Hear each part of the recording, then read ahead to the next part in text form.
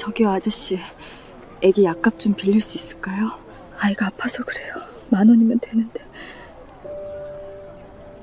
저기요, 혹시 나 몰라요? 다리를 저는 낯선 여자가 건넨 한마디에 도연은 그만 숨이 멎었습니다. 여자의 품에 안긴 아이의 뺨은 열로 발갛게 달아올라 있었습니다. 그런데 도연의 눈에 들어온 것은 아이가 아니라 여자의 얼굴이었어요. 야위고 지쳤지만 4년 동안 단 하루도 잊은 적 없는 얼굴이었습니다. 사고로 잃어버린 아내 오세연이 분명했습니다. 그런데 그 눈빛에는 반가움도 두려움도 담겨 있지 않았어요. 그저 낯선 사람을 마주한 표정일 뿐이었습니다. 10,000원만 빌려달라던 그 떨리는 목소리가 도연의 귓가를 오래 맴돌았습니다. 자신을 알아보지 못하는 아내 앞에서 도연은 그 자리에 얼어붙고 말았어요. 도대체 무슨 일이 있었기에 아내가 자신을 이토록 낯설게 바라보는지 도연은 도무지 알 수 없었습니다.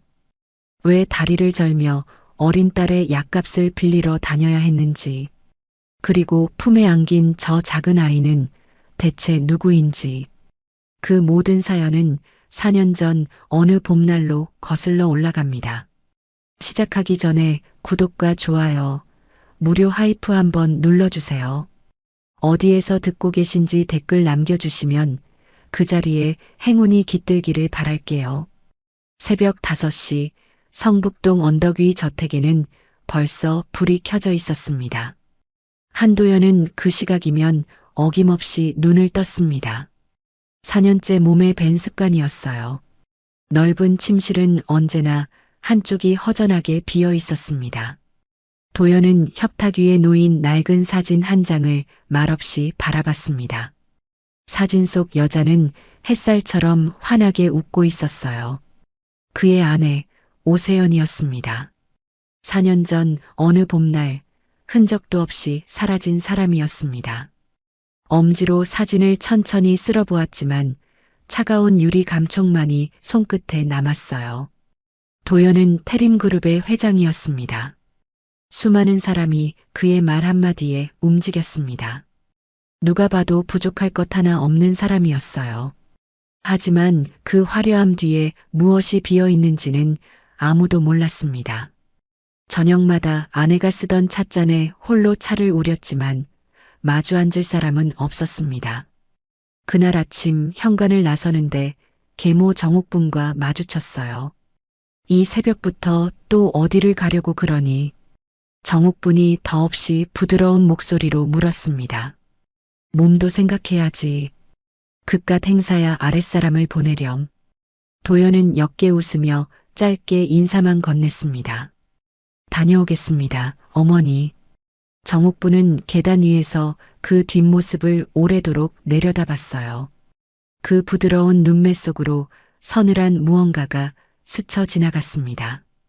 정옥부는 도연의 친어머니가 아니었습니다.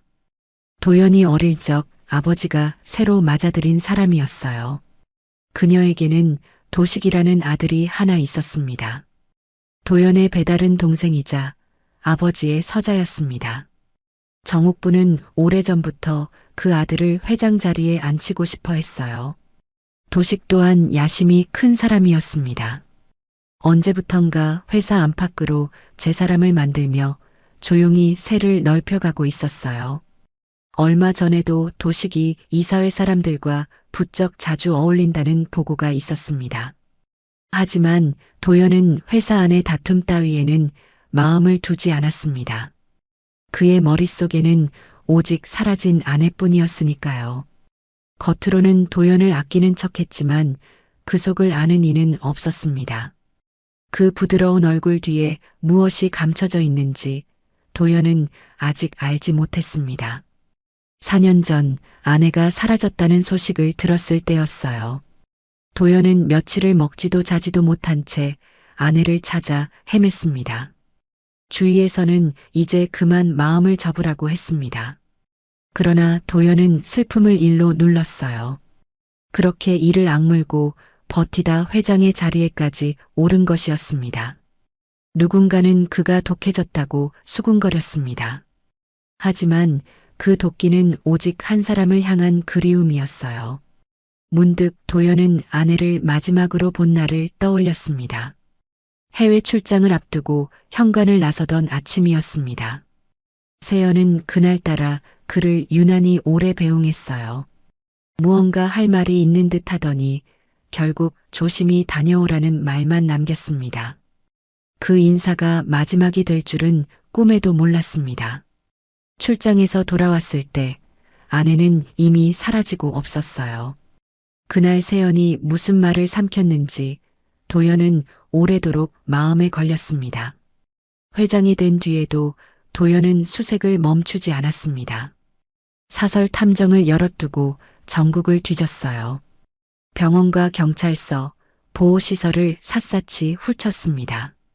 새벽 어시장부터 이름 없는 시골 장터까지 발길이 닿지 않은 곳이 없었습니다. 그러나 그 어디에도 오세연이라는 이름은 없었어요.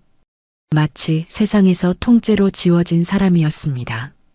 하지만 그때의 도연은 짐작조차 하지 못했습니다. 아내가 제 이름도 제 얼굴도 잃은 채 어딘가에서 살아가고 있다는 것을요. 태림그룹이 전국에 무료 진료소와 급식소를 세우기 시작한 것도 그 무렵부터였어요. 겉으로는 소외된 이웃을 돕는 사업이었습니다. 하지만 도연의 속마음은 조금 달랐습니다. 사람이 가장 많이 모이는 곳에 아내가 나타날지도 모른다고 여겼거든요. 가난하고 지친 이들이 찾는 자리라면 더욱 그랬습니다. 그래서 도연은 개소식마다 오가는 사람들 하나하나를 눈에 담았습니다. 선행과 그리움이 뒤엉킨 남모를 수색이었어요. 그날도 남기준이 조용히 서재 문을 두드렸습니다. 회장님, 정선 진료소 개소식은 오후 2시입니다. 기준이 일정표를 내밀며 말했습니다. 임원분들이 대신 다녀오셔도 된다고 몇 번을 여쭈었는데요. 도연은 일정표를 받아들며 천천히 고개를 저었어요. 아니, 이번에도 내가 직접 가지. 그 대답은 4년째 단 한 번도 바뀐 적이 없었습니다. 기준은 더 묻지 않고 조용히 고개를 숙였어요. 검은 세단이 새벽 고속도로를 미끄러지듯 달렸습니다. 차가 강원도로 접어들자 창밖으로 옅은 봄빛이 번졌어요. 도연은 세연과 함께 걷던 첫 봄의 벚꽃길을 잠시 떠올렸습니다. 꽃잎을 손바닥으로 받으며 소리내어 웃던 아내의 얼굴이 아직도 눈에 선했습니다. 차는 2시간을 더 달려 정선에 닿았어요. 작은 산골 마을에는 봄볕이 따사롭게 내려앉아 있었습니다. 개소식이 열리는 진료소 앞은 사람들로 북적였습니다. 도연은 마이크 앞에 서서 짧게 인사말을 건넸어요. 사람들이 박수를 보냈지만 그의 눈은 먼 곳을 향해 있었습니다. 인사를 마친 도연은 한쪽 의자에 조용히 앉았습니다.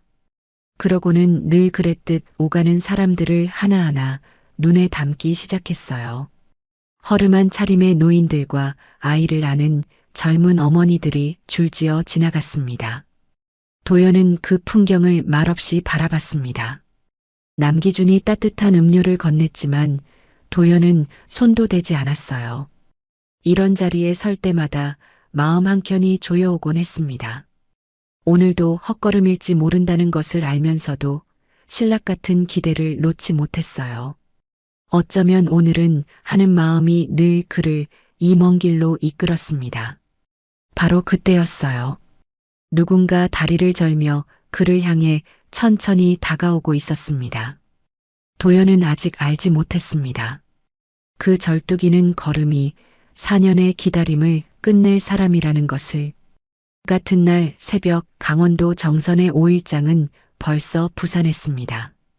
찬 산바람이 시장 골목을 훑고 지나갔어요. 좌판을 여는 상인들의 입김이 하얗게 피어올랐습니다. 그 한쪽 귀퉁이에 작은 나물 좌판 하나가 자리를 잡았습니다.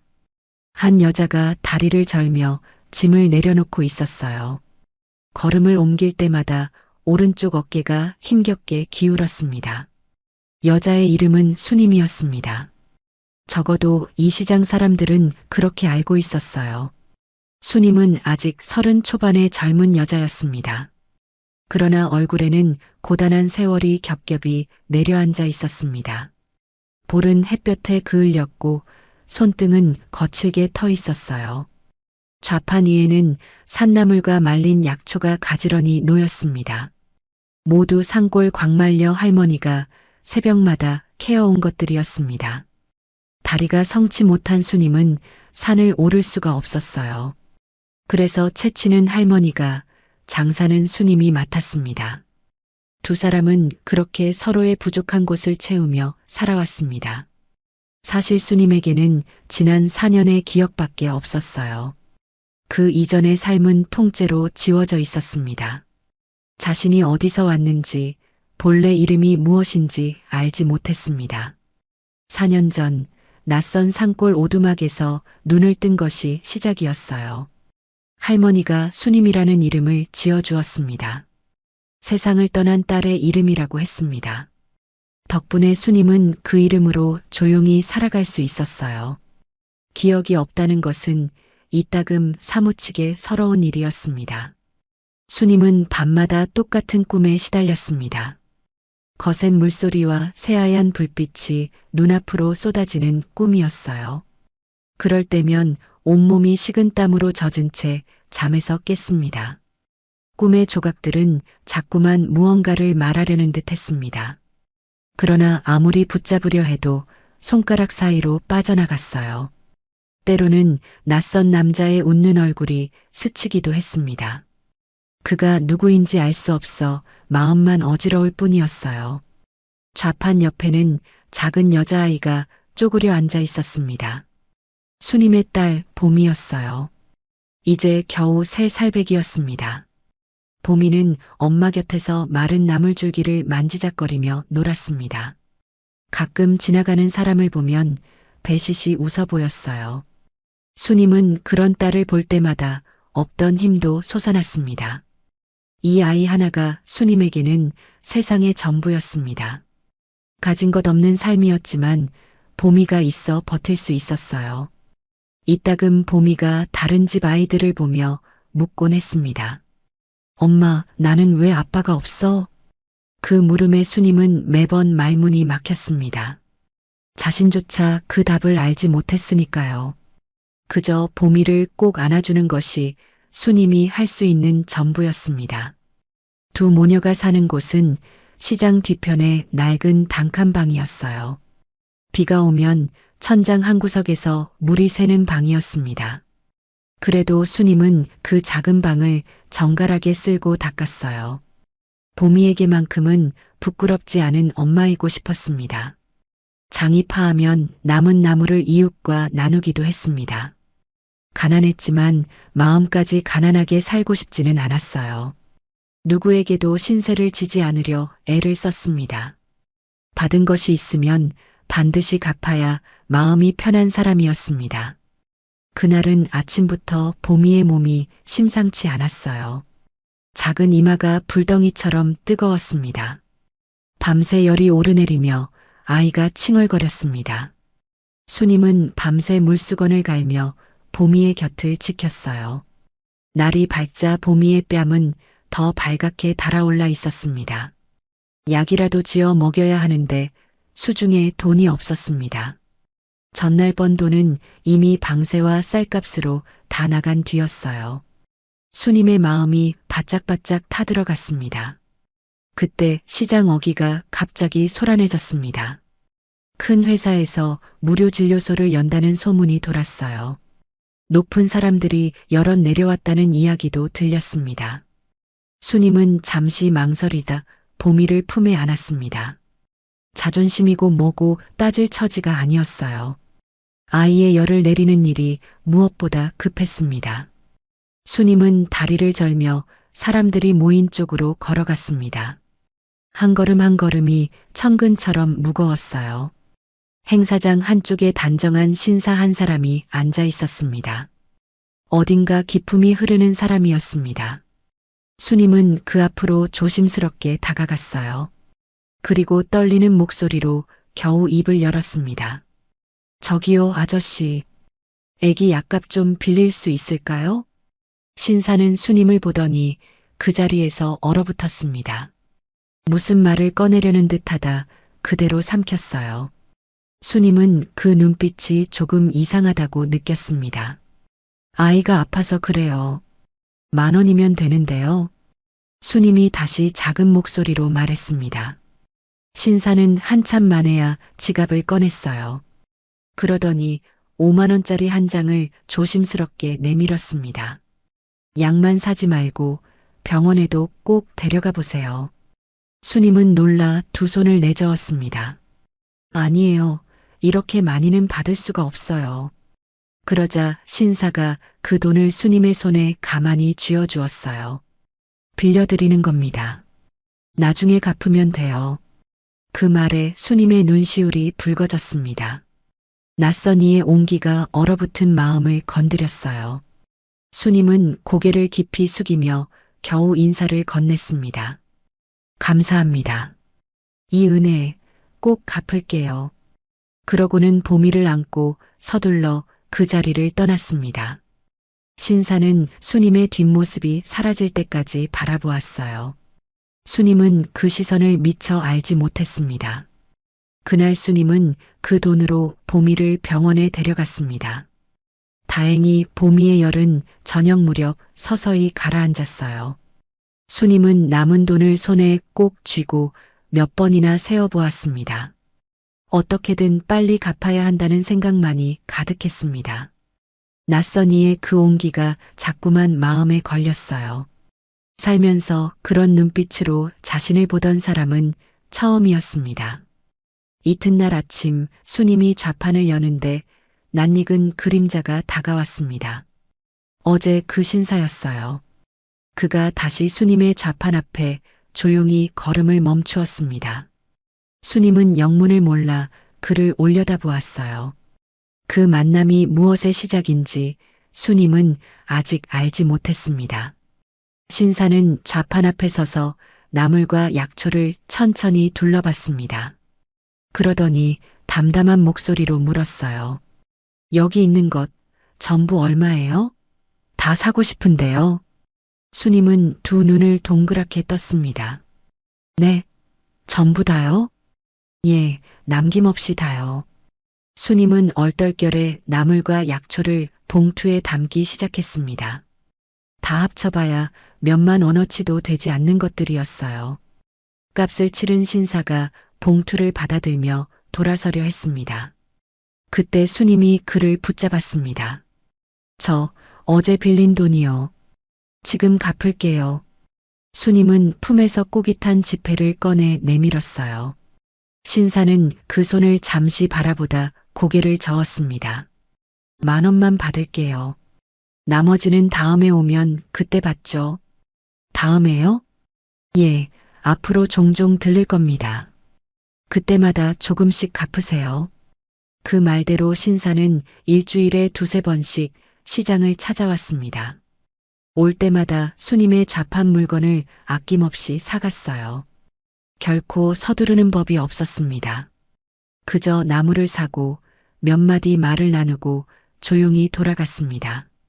수님은 처음엔 그가 어렵고 조심스러웠어요. 하지만 며칠이 지나자 조금씩 마음이 놓였습니다. 그는 한 번도 수님을 함부로 대하지 않았습니다. 늘 존중하는 눈빛으로 수님을 바라볼 뿐이었어요. 가끔은 그가 사온 따뜻한 국밥을 나란히 먹기도 했습니다. 수님은 그런 호의가 낯설면서도 이상하게 마음이 편안했습니다. 세상에 아직 이런 사람도 있구나 싶었어요. 보미는 그 신사를 누구보다 먼저 따랐습니다. 신사가 시장 골목에 들어서면 제일 먼저 알아봤습니다. 아저씨 왔다. 작은 발로 바닥을 구르며 달려나갔어요. 신사는 쪼그려 앉아 두 팔을 벌려 보미를 안아주었습니다. 보미가 그의 목에 매달려 까르르 웃었습니다. 그 웃음소리가 시장 골목을 환하게 만들었어요. 신사는 봄이 앞에서만큼은 저절로 웃음이 나오는 듯 했습니다.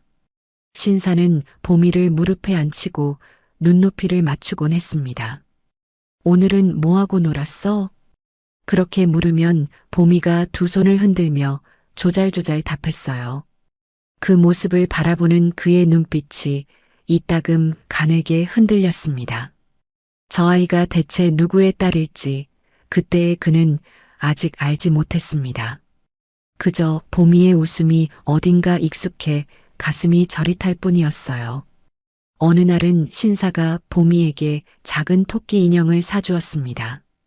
봄이는 그 인형을 받아들고 두 눈을 반짝였어요. 그날 밤부터 봄이는 그 인형을 한시도 놓지 않았습니다. 잠을 잘 때도 밥을 먹을 때도 늘 곁에 두었습니다. 수님은 그런 봄이의 모습을 물끄러미 바라봤어요. 봄이가 저렇게 환하게 웃는 것도 참 오랜만이었습니다. 아이에게 아빠의 빈자리가 얼마나 컸는지 새삼 느껴졌습니다. 수님의 마음 한구석이 알 수 없이 시큰해졌어요. 하루는 수님이 나무를 다듬다 고개를 들고 물었습니다. 저기, 왜 이렇게 자주 오세요? 이 동네 사시는 것도 아닌데요. 신사는 잠시 수님을 바라봤습니다.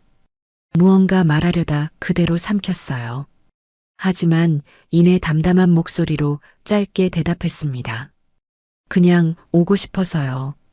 그게 전부였어요. 수님은 그 대답을 다 이해할 수 없었지만 더 묻지 않았습니다. 그러던 어느 저녁이었습니다. 장이 파하고 사람들이 하나둘 자리를 뜬 뒤였어요.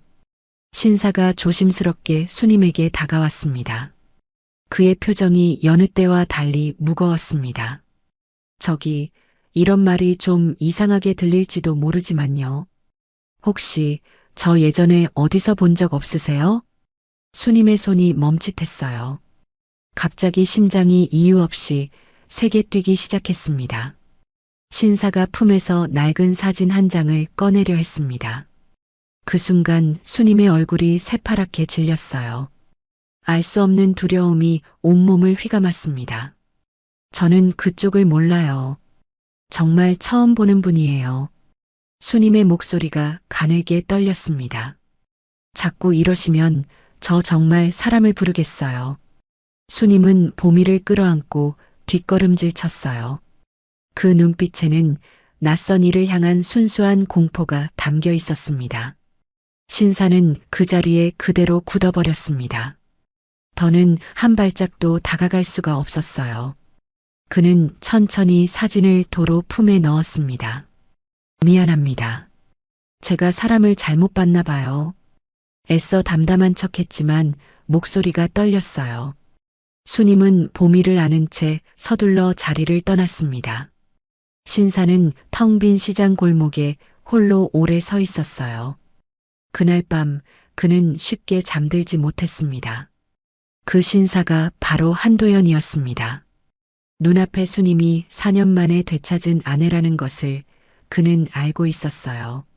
하지만 아내는 그를 조금도 기억하지 못했습니다. 섣불리 사실을 말했다가는 아내가 영영 달아날지도 몰랐습니다. 겨우 곁에 다가선 이 자리마저 잃을 수는 없었어요. 도연은 마음을 다잡았습니다. 아내가 스스로 마음을 열 때까지 기다리기로 한 것이었습니다. 그리고 그 사이 무슨 일이 있었는지 조용히 알아보기로 했어요. 아내를 눈앞에 두고도 아내라 부르지 못하는 나날이었습니다. 도연은 밤마다 차오르는 그리움을 홀로 눌러 삼켰습니다. 손을 뻗으면 닿을 거리에 그녀가 있었어요. 그러나 그 거리가 4년 전보다 오히려 더 멀게만 느껴졌습니다. 그래도 도연은 조급해하지 않기로 마음먹었습니다. 언젠가 아내가 자신을 기억할 그날을 믿어보기로 한 것이었어요. 다음 날 도연은 비서 남기준을 불렀습니다. 그 사람 주변에 사람을 붙여 아주 조용히 누구도 눈치채지 못하게 멀리서 지키기만 해. 기준은 회장의 얼굴을 살피며 고개를 숙였습니다. 도연의 눈빛이 그 어느 때보다 단단했어요. 아내를 2번 잃을 수는 없다는 각오였습니다. 아내가 왜 기억을 잃었는지, 왜 다리를 절게 되었는지, 도연은 그 진실을 반드시 밝혀낼 생각이었습니다. 도연은 그 뒤로도 변함없이 시장을 찾았어요. 다만 다시는 정체를 드러내려 하지 않았습니다. 그저 나무를 사고 보미와 놀아주는 손님으로 남았습니다. 수님도 며칠이 지나자 다시 마음을 조금씩 열었어요. 그날의 일은 2사람 사이에서 조용히 묻혔습니다. 어느 비오는 장날이었습니다. 갑작스러운 소나기에 수님의 좌판이 흠뻑 젖어들었어요. 도연은 말없이 제 겉옷을 벗어 좌판 위 약초를 덮어주었습니다. 그러고는 보미를 안아 처마 밑으로 데려갔습니다. 수님은 그 모습을 물끄러미 바라봤어요. 낯선 이의 그 무심한 다정함이 이상하게 오래 가슴에 남았습니다. 비가 그친 뒤 도연은 젖은 약초를 죗값에 모두 사갔어요. 수님이 몇 번이나 사양했지만 도연은 웃으며 고개를 저었습니다. 장사 미천이 젖었으니 제가 책임져야죠. 그 말에 수님도 그만 옅게 웃고 말았어요. 그러던 어느 날 도연의 눈에 무언가가 들어왔습니다. 밥을 먹던 보미가 골똘히 생각에 잠기는 모습이었어요. 그 순간 도연은 그 자리에서 숨이 멎는 것만 같았습니다. 같은 시각 서울 한복판의 태림그룹 본사는 겉으로 평온했습니다. 그러나 그 화려한 건물 안에서는 은밀한 계획이 자라고 있었습니다. 그 중심에 계모 정옥분이 있었어요. 정옥분은 응접실 소파에 앉아 찻잔을 천천히 내려놓았습니다.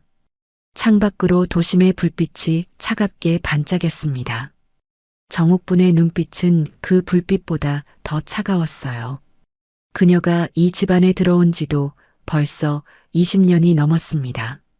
도연의 아버지가 첫 부인을 잃고 새로 맞아들인 사람이었습니다. 하지만 도연의 아버지는 정옥분을 그리 깊이 믿지는 않았어요. 재산과 회사의 중요한 일은 늘 아들 도연에게만 맡겼습니다. 그것이 정옥분의 마음속 응어리를 더욱 키워놓았습니다. 정옥분에게는 남모를 야심이 하나 있었어요.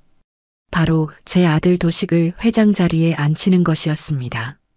하지만 그 자리는 이미 적자인 도연의 몫이었습니다. 서자인 도식에게는 좀처럼 기회가 오지 않았어요. 정옥분은 그 사실을 견딜 수가 없었습니다. 겉으로는 도연을 아들처럼 아끼는 척했습니다. 그러나 속으로는 다른 셈을 품고 있었어요. 언젠가 도연을 그 자리에서 끌어내리겠다는 것이었습니다. 사실 도연은 계모를 친어머니처럼 극진히 대해왔습니다. 명절이면 가장 먼저 안부를 여쭈었고 늘 깎듯이 예를 갖췄어요. 어릴 적 어머니를 잃은 도연에게 정옥분은 하나뿐인 어머니였습니다. 정옥분은 그런 도연 앞에서는 더없이 자애로운 얼굴을 했습니다. 그러나 도연이 자리를 뜨고 나면 그 얼굴은 순식간에 굳어졌어요. 아무도 그 2 얼굴의 간극을 알아채지 못했습니다. 그때 응접실 문이 열리고 도식이 들어왔습니다. 정옥분의 아들이자 도연의 배다른 동생이었어요. 도식은 어릴 적부터 늘 형의 그늘에 가려 자랐습니다. 아버지는 언제나 적자인 도연만을 앞세웠습니다. 서자라는 꼬리표는 도식의 마음에 오랜 응어리로 남았어요. 언젠가 반드시 형을 넘어서겠다는 것. 그것이 도식을 움직이는 유일한 힘이었습니다.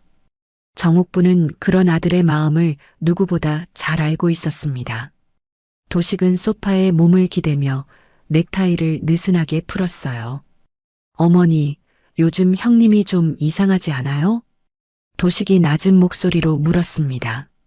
출장도 아닌데 지방을 자꾸 내려간다던데요. 정옥분의 눈이 가늘어졌어요. 그녀 역시 며칠 전부터 그것을 눈치채고 있었습니다. 도연이 언제부턴가 강원도 쪽을 자주 오간다는 소문이 돌았습니다. 회사 일도 아니고 누구를 만나는지도 알 수 없었어요. 평소 일 말고는 아무데도 눈을 돌리지 않던 도연이었습니다. 그런 사람이 사적인 일로 먼 길을 오간다는 것. 정옥분에게는 그것이 영 마음에 걸렸어요. 무언가 심상치 않은 일이 벌어지고 있다는 직감이 들었습니다. 정옥분은 오랜 세월 그런 직감으로 이 자리를 지켜온 사람이었어요. 그리고 그 직감은 좀처럼 틀리는 법이 없었습니다. 정옥분은 그동안 조용히 다른 준비도 해왔습니다. 회사 자금을 이름뿐인 유령 회사로 조금씩 빼돌린 것이었어요. 페이퍼 컴퍼니라 불리는 그 회사들은 서류상으로만 존재했습니다. 그렇게 빼돌린 돈은 은밀한 곳으로 흘러들어갔습니다. 훗날 주주들을 제 편으로 끌어들이는데 쓰려는 것이었어요.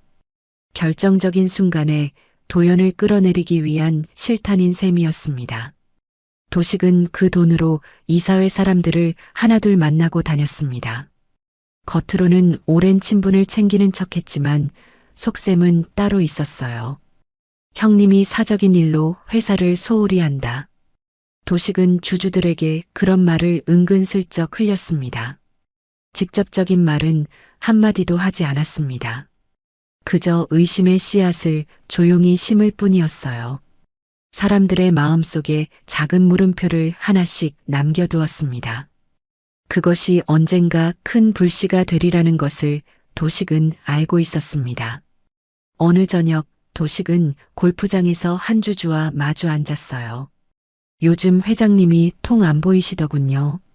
주주가 넌지시 말을 건넸습니다. 도식은 옅게 웃으며 잔을 기울였어요. 형님도 사람인데 다 사정이 있으시겠죠. 말은 형을 감싸는 듯 했지만 실은 의심을 더 부추기는 대답이었습니다. 어머니와 아들은 그렇게 손발을 맞춰가고 있었어요. 태림그룹의 평온한 겉모습 아래로 어둠이 자라고 있었습니다.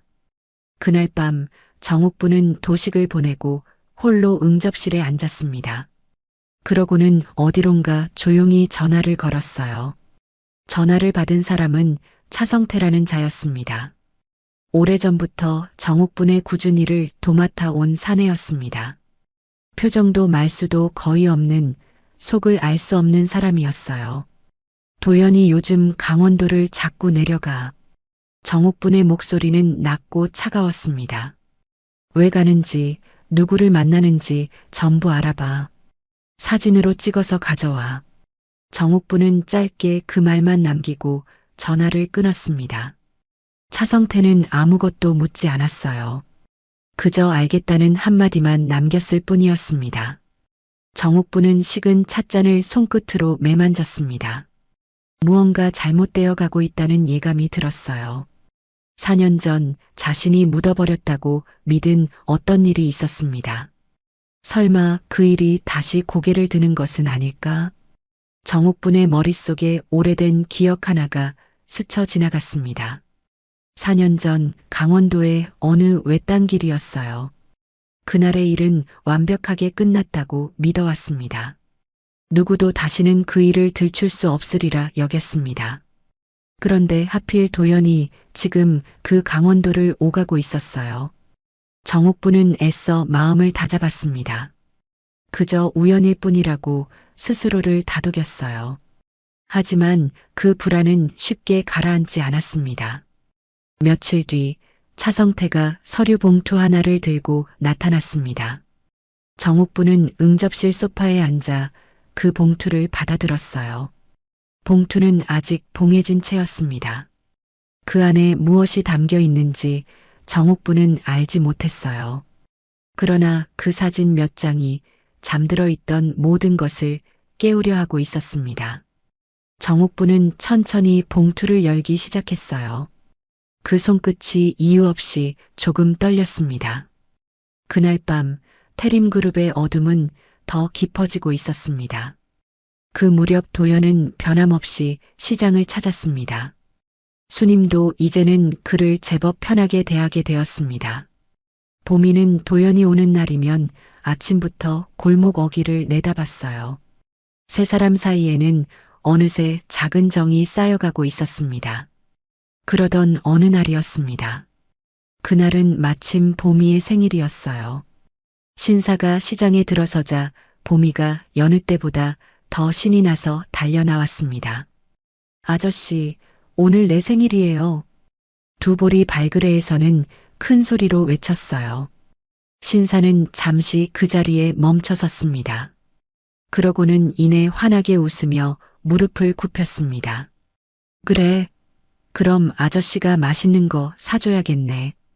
보미가 두 손을 번쩍 들며 좋아했어요.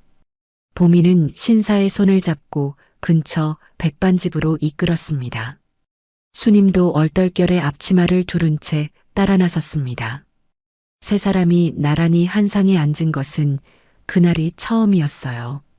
따끈한 국과 정갈한 반찬이 상 위에 차려졌습니다.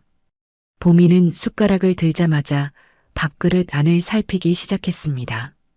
그러더니 밥알 사이에 섞인 콩을 하나씩 골라내기 시작했어요. 그 작은 손가락이 꽤나 진지했습니다. 콩만 쏙쏙 골라 그릇 가장자리에 차곡차곡 쌓아두었습니다. 그 모습을 보던 신사의 숟가락이 문득 멈췄어요. 가슴 한복판이 이상하게 철렁 내려앉았습니다. 자신도 어릴 적 꼭 저렇게 했었기 때문입니다. 콩 냄새를 못 견뎌 한 알도 남김없이 골라내던 버릇이었어요. 어머니에게 매번 혼이 나면서도 끝내 고치지 못한 버릇이었습니다. 신사는 아무 말도 하지 못한 채 보미를 바라봤습니다. 그저 우연이라고 하기에는 너무도 똑같았어요. 하지만 애써 마음을 다잡으며 다시 숟가락을 들었습니다. 그때였습니다. 콩을 다 골라낸 보미가 무언가 골똘히 생각에 잠겼어요. 그러더니 고개를 왼쪽으로 살짝 갸웃하는 것이었습니다. 신사는 그 순간 온몸이 굳어버리는 것만 같았어요. 자신도 어릴 때부터 똑같은 버릇이 있었기 때문입니다. 무언가를 곰곰이 생각할 때면 고개가 저절로 왼쪽으로 기울었습니다. 집안 어른들이 늘 신기하다며 웃던 바로 그 버릇이었어요. 그 버릇이 지금 눈앞의 아이에게 그대로 있었습니다. 그뿐만이 아니었습니다. 잠시 후 보미가 무언가 신이 났는지 활짝 웃었어요. 웃을 때 눈꼬리가 살며시 아래로 처지는 모양이었습니다. 그 눈웃음이 신사는 조금도 낯설지가 않았습니다. 거울 속에서 수없이 보아온 자신의 눈매와 꼭 닮아 있었거든요. 아니, 사라진 아내의 눈매이기도 했습니다. 신사는 조용히 자리에서 일어섰습니다. 화장실 좀 다녀올게요. 낮고 짧은 말이었어요. 식당 한쪽 구석으로 걸어가 벽에 등을 기댔습니다. 두 손으로 얼굴을 감쌌어요. 가슴 속에서 무언가가 걷잡을 수 없이 무너져 내렸습니다. 이 아이가 자신의 딸일지도 모른다는 생각이었습니다. 그럴 리 없다고 수없이 되뇌었지만 소용이 없었어요. 4년 전 아내가 사라지던 그 무렵을 신사는 떠올렸습니다. 그때 아내가 무슨 말을 삼켰는지 이제야 알 것 같았습니다. 어쩌면 아내는 그날 아이가 생겼다는 말을 하려던 것은 아니었을까요? 자신이 미처 알지 못한 사이 아내는 이미 아이를 품고 있었는지도 몰랐습니다.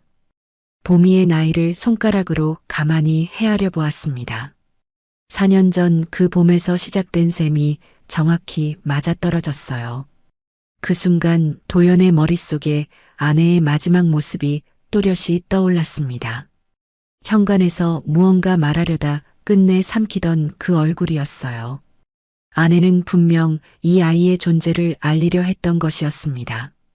그러나 그 말을 미처 꺼내기도 전에 세상에서 사라져버린 것이었습니다. 도연은 그 사실이 사무쳐 견딜 수가 없었어요. 신사의 눈꺼풀 안쪽이 뜨겁게 달아올랐습니다. 참으려 했지만 눈물 한 줄기가 손바닥 안으로 배어 나왔습니다. 한참 만에 신사는 숨을 고르고 다시 자리로 돌아왔어요. 짐짓 태어난 얼굴로 국그릇을 들었습니다. 그러나 그 손끝이 미세하게 떨리고 있었습니다. 수님은 그런 신사를 물끄러미 바라봤어요. 그때 수님의 머릿속으로 무언가가 스쳐 지나갔습니다. 언젠가 꿈속에서 본 낯익은 얼굴이었습니다. 저 사람의 눈매를, 저 목소리를 어디선가 들은 것만 같았어요.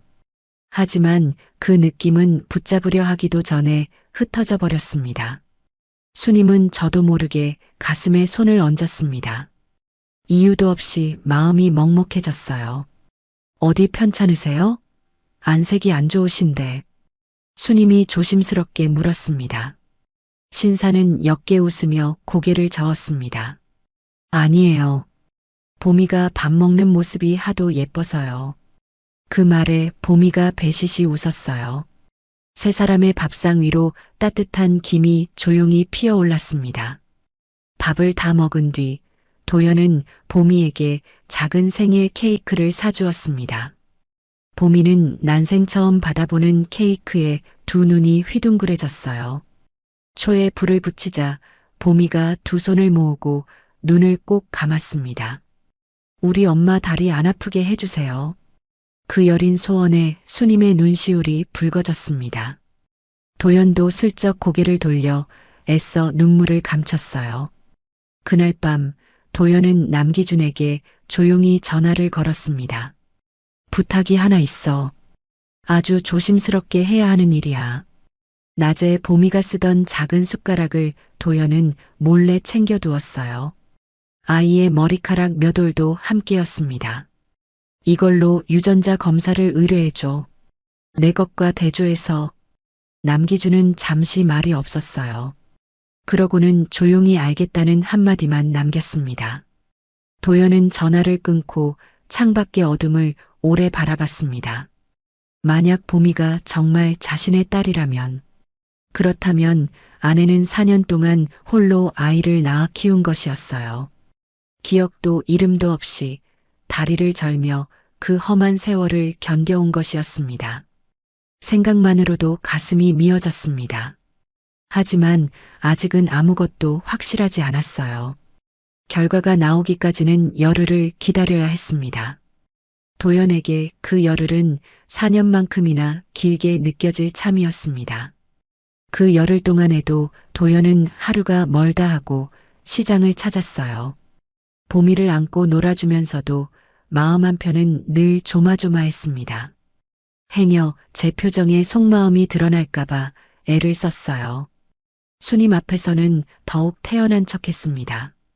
그러나 보미를 바라보는 도연의 눈빛만큼은 감출 수가 없었어요. 그 눈빛에는 이미 아버지의 마음이 조용히 담기고 있었습니다. 열흘은 더디게도 흘러갔습니다. 그리고 마침내 결과가 나오는 날이 되었어요. 남기준이 봉투 하나를 건네고 조용히 자리를 비켰습니다. 도연은 홀로 서재에 앉아 그 봉투를 손에 들었어요. 봉투를 여는 손끝이 미세하게 떨렸습니다. 그 안에 종이 한 장에 모든 것이 담겨 있었습니다. 도연은 결과지를 천천히 펼쳤어요. 한 글자 한 글자 읽어 내려가는 눈이 흔들렸습니다. 친자 확률 99.99%. 도연의 눈앞이 하얗게 흐려졌습니다. 틀림없는 자신의 딸이라는 움직일 수 없는 결과였어요. 보미는 도연과 세연의 아이였습니다. 결과지를 쥔 손이 힘없이 무릎 위로 떨어졌습니다. 도연은 한참을 그 자리에서 움직이지 못했어요. 참으려 했지만 눈물이 소리도 없이 흘러내렸습니다. 그것은 기쁨이면서 동시에 사무치는 아픔이었습니다. 머릿속에 시장 좌판 앞에 수님이 떠올랐어요. 다리를 절며 나무를 팔던 그 야윈 모습이었습니다. 기억도 이름도 없이 홀로 아이를 낳아 키운 4년이었습니다. 그 험한 세월을 혼자 감당해왔다는 사실이 가슴을 짓눌렀어요. 아내가 겪었을 고생이 눈에 선해 숨이 막혔습니다. 도연은 두 손으로 얼굴을 감쌌습니다. 아버지가 되었다는 기쁨을 온전히 누릴 수조차 없었어요. 그 기쁨의 자리에 미안함과 죄스러움이 먼저 밀려들었습니다. 그날도 도연은 여느 때처럼 시장을 찾았습니다. 좌판 앞에 앉은 수님과 그 곁에서 노는 보미를 가만히 바라봤어요. 이제는 그 두 사람이 온전히 제 가족이라는 것을 알고 있었습니다. 그러나 도연은 아무런 내색도 할 수 없었습니다. 아내는 여전히 그를 낯선 손님으로만 여겼으니까요. 말 한마디 건네지 못하는 그 마음이 무엇보다 아팠습니다. 한참 만에 도연은 눈물을 닦고 자리에서 일어섰어요. 이제는 밝혀야 할 때가 왔다고 생각했습니다. 아내가 왜 기억을 잃었는지, 왜 다리를 절게 되었는지, 4년 전 그날 아내에게 대체 무슨 일이 있었는지, 그 모든 진실을 반드시 알아내야 했어요. 도연은 남기준을 다시 불렀습니다. 4년 전 아내가 사라진 그 무렵을 다시 파봐. 강원도 쪽을 중심으로 아주 샅샅이. 남기준은 곧바로 움직였습니다. 며칠 뒤 기준이 몇 가지 자료를 들고 돌아왔어요. 그 중 하나가 도연의 눈길을 붙들었습니다. 수님이 4년 전 처음 발견되었을 무렵의 병원 기록이었습니다. 산골 마을의 작은 의원에 남아있던 초진 기록이었어요. 거기에는 뜻밖의 내용이 적혀 있었습니다. 다리의 골절과 머리의 외상, 누가 봐도 큰 사고를 당한 흔적이었습니다. 기록에는 교통사고로 인한 부상이 의심된다고 적혀 있었어요. 광말려 할머니가 쓰러진 수님을 업고 왔다는 짧은 메모도 있었습니다. 남기준은 그 산골로 직접 광말려 할머니를 찾아갔습니다. 할머니는 처음엔 입을 굳게 다물었어요. 그러나 수님을 해치려는 것이 아니라는 말에 조금씩 말문을 열었습니다. 4년 전 계곡 아래 길가에 쓰러진 여자를 발견했다고 했습니다. 온몸이 상처투성이었고 숨이 붙어 있는 것만도 다행이었다고 했어요. 그렇게 거두어 살린 여자가 바로 수님이었습니다. 도연의 심장이 세게 뛰기 시작했습니다. 단순히 길을 잃고 헤맨 것이 아니었어요. 아내는 4년 전 어떤 사고를 당했던 것이었습니다. 그리고 그 사고가 아내의 기억과 성한 다리를 앗아간 것이었습니다. 도연은 그 사고가 벌어진 곳을 추적하기 시작했어요. 강원도의 어느 외딴 국도였습니다. 기준은 그 국도 주변을 오래 수소문했습니다. 4년 전 그 무렵 그곳에서 뺑소니 사고가 있었다는 이야기가 나왔어요. 마침 그 길을 지나던 화물차 한 대가 있었습니다. 그 화물차에 달린 블랙박스의 옛 기록이 어렵게 남아 있었습니다. 기준은 그 낡은 영상을 가까스로 구해왔어요. 도연은 떨리는 마음으로 그 영상을 확인했습니다. 흐릿한 화면 속 외딴 길가에 검은 승용차 한 대가 서 있었습니다. 그리고 그 곁에 낯익은 그림자가 어른거렸어요. 도연은 그 화면을 몇 번이고 돌려보았습니다. 승용차의 번호가 희미하게 남아 눈에 들어왔어요. 그 번호를 확인하는 순간 도연의 얼굴이 굳어버렸습니다. 낯설지 않은 차였어요. 집안에서 오래도록 보아온 차였기 때문입니다. 설마 하는 생각에 도연은 애써 고개를 저었습니다. 그러나 한번 떠오른 의심은 쉽게 가라앉지 않았어요. 가슴 깊은 곳에서 서늘한 예감이 고개를 들었습니다. 믿고 싶지 않았습니다. 한 집에서 밥을 먹고 웃던 사람이 그럴 리 없다고 도연은 되뇌었어요. 하지만 아내가 사라지던 그 무렵의 일들이 하나둘 떠올랐습니다. 이상하리만치 태어나던 얼굴, 어딘가 어긋나 있던 조각들이었습니다. 그 모든 것이 이제야 서서히 제자리를 찾아 들어갔어요. 도연은 두 주먹을 힘껏 그러쥐었습니다. 도연은 그 자리에 오래 앉아 있었습니다. 머릿속이 복잡하게 얽혀들었어요. 아내를 그 외딴 길로 데려간 사람이 누구였을까? 왜 하필 그 무렵 아내는 흔적도 없이 사라진 것이었을까? 아직은 무엇 하나 확실하지 않았습니다. 심증만으로 사람을 몰아세울 수는 없었어요. 도연은 마음을 다잡고 남기준에게 조용히 일렀습니다. 이 일은 아무에게도 말하지 마. 조용히 더 깊이 파봐. 도연은 스스로에게도 몇 번이나 되뇌었습니다. 보미가 제 딸이라는 사실과 그 사고의 진실은 별개라고요. 유전자 검사지 한 장은 아이가 제 핏줄임을 말해줄 뿐이었습니다. 그것이 곧 누군가의 죄를 증명해주지는 않았습니다. 사고의 진실을 밝히려면 흔들리지 않는 증거가 따로 필요했어요. 도연은 감정을 억누르고 냉정을 되찾으려 애썼습니다. 지금은 서두를 때가 아니라고 스스로를 다잡았습니다. 그러나 그가 진실에 다가가는 사이 다른 쪽에서도 그림자가 움직이고 있었어요. 바로 그 무렵 서울의 정옥부는 봉투 속 사진을 마주하고 있었습니다. 사진 속에는 시장 좌판 앞에 앉은 한 여자가 있었습니다. 야위고 다리를 저는 낯익은 얼굴이었어요. 정옥분의 손끝이 하얗게 굳어갔습니다. 4년 전 분명히 사라졌다고 믿은 그 여자였습니다. 정옥분의 등줄기로 서늘한 기운이 훑고 지나갔어요. 두 눈으로 그 끝을 확인했다고 믿어온 일이었습니다. 그런데 그 여자가 살아서 하필 도연의 곁을 맴돌고 있었습니다. 만약 저 여자가 잃어버린 기억을 되찾기라도 한다면 그동안 쌓아온 모든 것이 한순간에 무너질 수도 있었어요. 정옥부는 그 사진을 오래도록 노려보았습니다. 그러고는 낮은 목소리로 누군가를 불렀습니다. 도연이 진실에 닿기 전에 먼저 손을 써야 했으니까요. 정옥부는 사진을 손에 쥔 채 오래 생각에 잠겼습니다.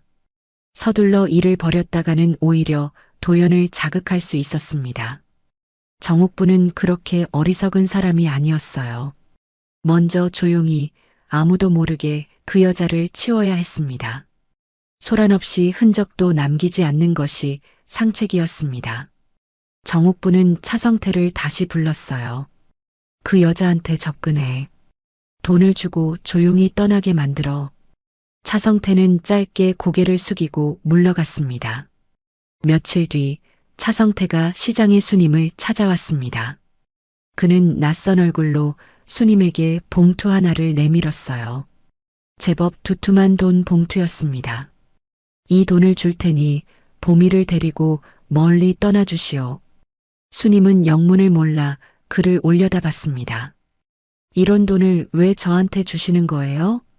차성태는 아무 대답도 하지 않았어요. 그저 봉투를 좌판 위에 툭 내려놓을 뿐이었습니다. 수님은 잠시 그 봉투를 내려다봤습니다. 평생 만져본 적 없는 큰 돈이었어요. 가난에 지친 사람이라면 흔들릴 법도 했습니다.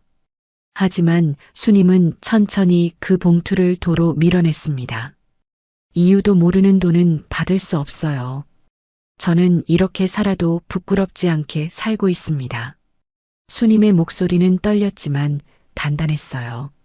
차성태는 그런 수님을 물끄러미 바라보다 봉투를 챙겨 돌아섰습니다. 돌아온 차성태의 보고에 정옥분의 얼굴이 굳었습니다. 돈으로도 움직이지 않는 여자였어요. 정옥분은 손끝으로 탁자를 천천히 두드렸습니다.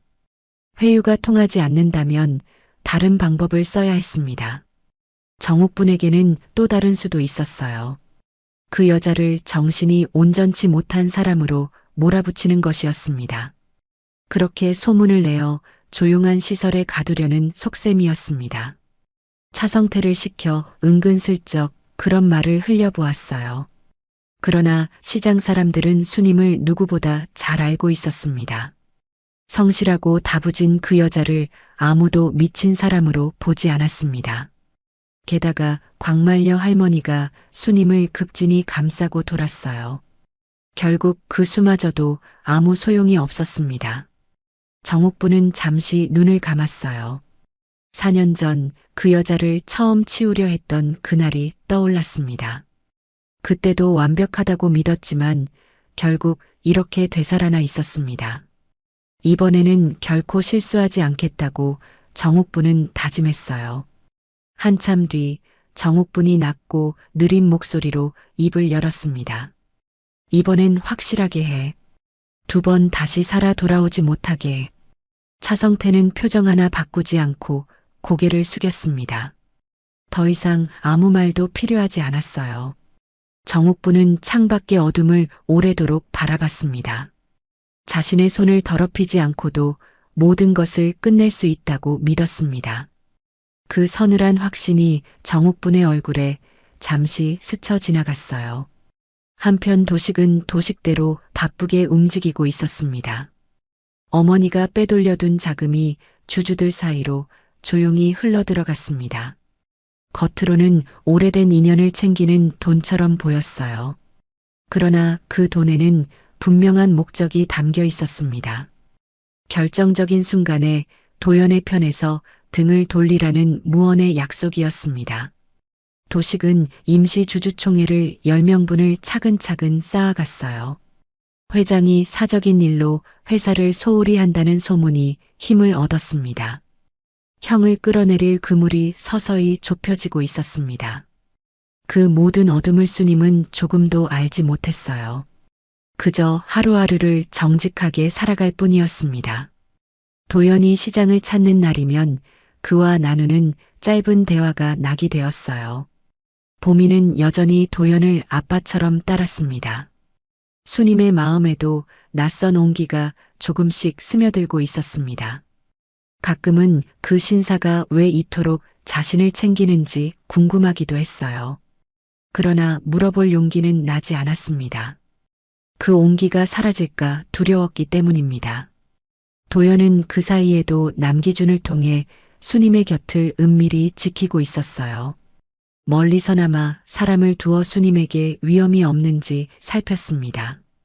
다만 수님이 눈치채면 놀라 달아날까봐 늘 조심스러웠어요. 그래서 사람을 너무 가까이 붙일 수도 없었습니다. 멀찍이서 지켜보는 것이 도연이 할 수 있는 전부였어요. 바로 그 틈이 위험한 빈자리를 만들고 있었습니다. 도연은 그런 줄도 모른 채 진실을 캐는 데만 마음을 쏟고 있었습니다. 밤이면 수님은 여전히 같은 꿈에 시달렸어요. 거센 물소리와 새하얀 불빛이 쏟아지는 꿈이었습니다. 요즘 들어 그 꿈속의 한 남자의 얼굴이 더 또렷해졌습니다. 어쩐지 도연을 닮은 얼굴이었어요. 수님은 잠에서 깰 때마다 가슴이 방망이질 쳤습니다. 무언가 중요한 것을 잊고 있다는 느낌이 들었습니다. 하지만 그 느낌의 정체를 수님은 알 수 없었어요. 잊힌 기억은 여전히 두꺼운 안개 너머에 있었습니다. 그 무렵 차성태는 수님의 하루를 조용히 살피고 있었습니다. 언제 시장에 나오는지, 언제 혼자가 되는지 꼼꼼히 파악했어요. 그러다 한 가지 사실을 알아냈습니다. 수님이 매주 목요일 아침이면 보미를 이웃에 맡긴다는 것이었습니다. 그러고는 홀로 산골의 광말려 할머니를 찾아간다는 것이었어요. 사람의 발길이 드문 깊은 산길이었습니다. 차성태는 그 내용을 수첩에 차곡차곡 적어두었어요. 표정 없는 얼굴로 그저 그날을 기다릴 뿐이었습니다. 그리고 마침내 목요일 아침이 밝았습니다. 그날 아침도 수님은 그 무서운 꿈에서 겨우 깨어났어요. 어쩐지 마음 한구석이 자꾸만 무겁고 서늘했습니다. 그러나 수님은 그저 날이 굳으려나 보다 여겼습니다. 수님은 여느 때처럼 보미를 이웃집에 맡겼어요. 엄마, 금방 올 거지? 보미가 수님의 옷자락을 붙잡고 물었습니다. 그럼 금방 다녀올게. 수님은 보미의 머리를 쓰다듬고 길을 나섰어요.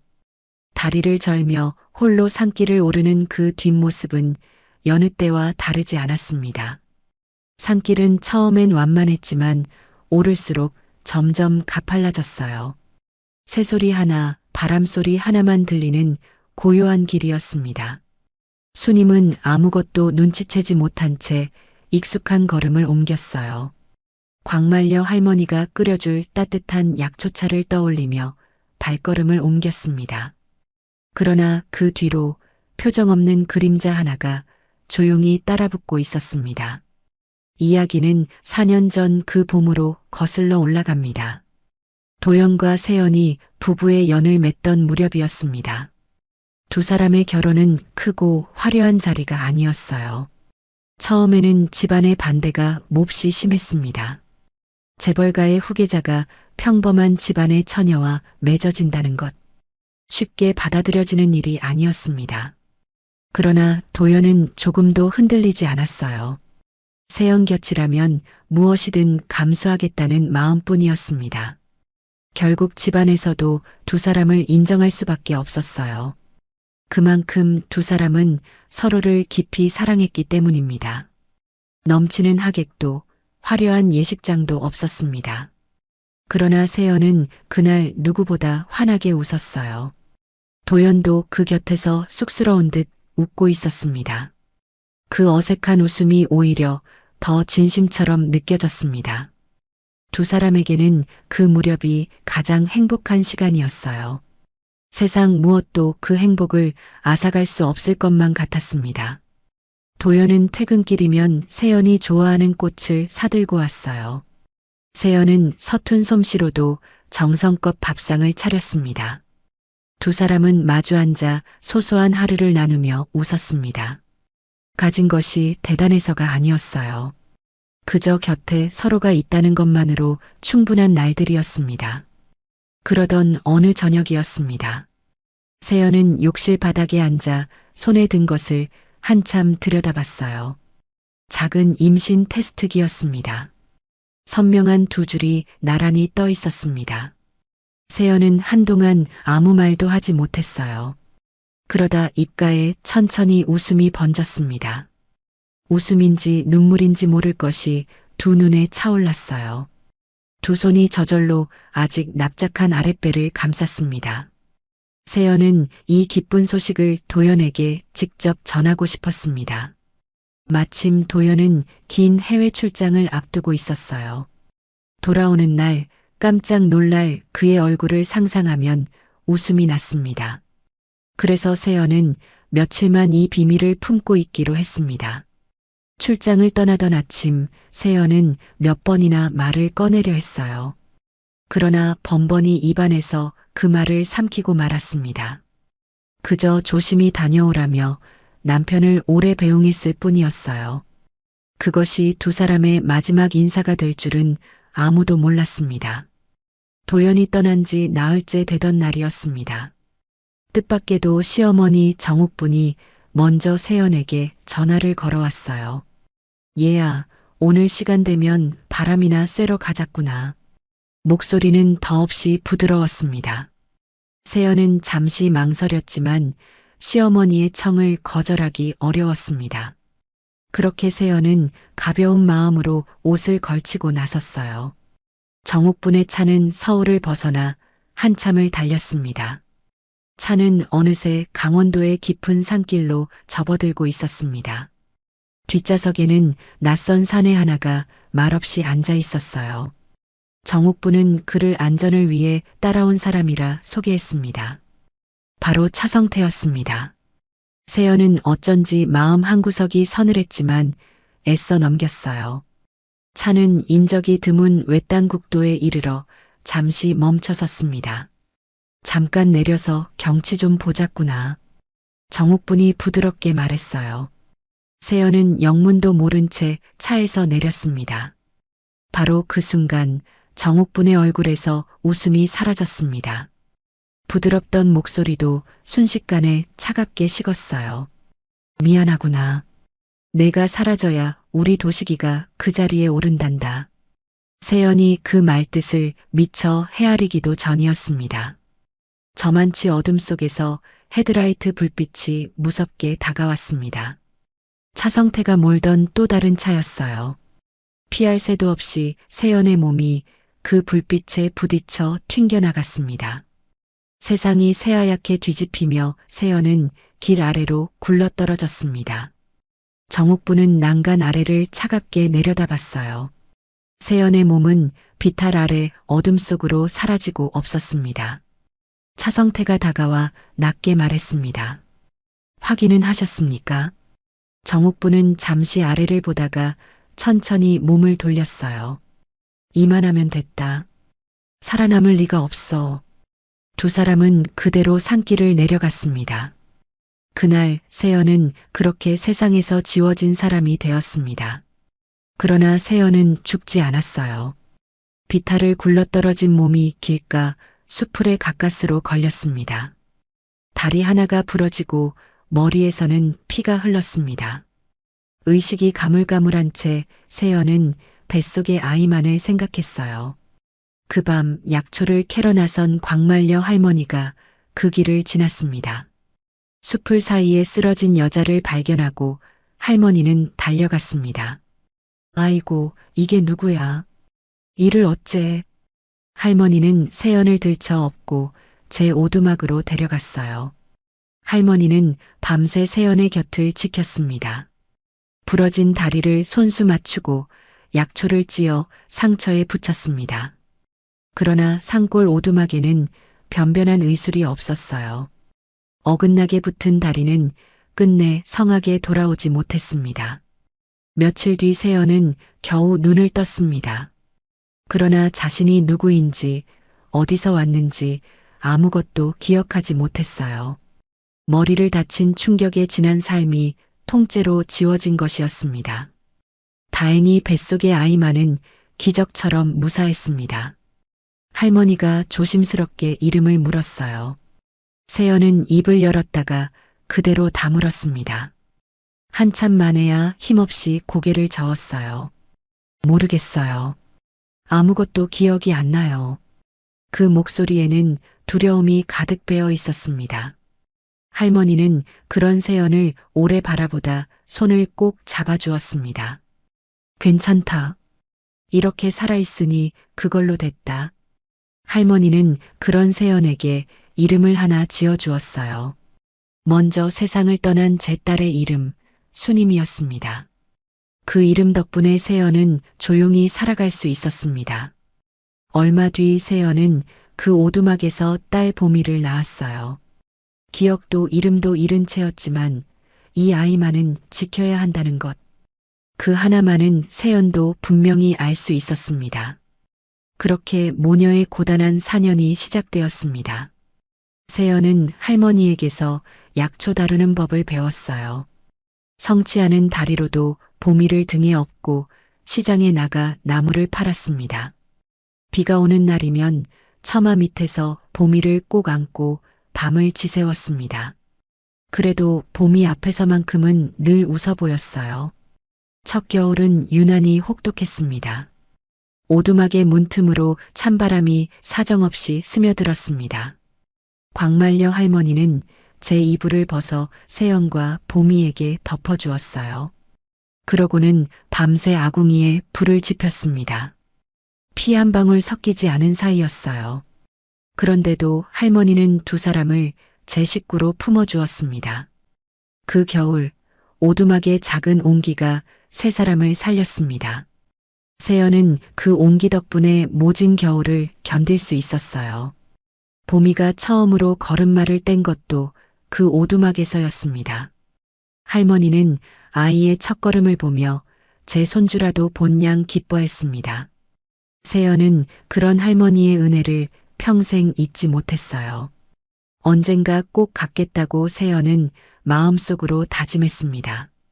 그렇게 모진 세월도 두 사람은 서로에게 기대어 견뎌냈습니다.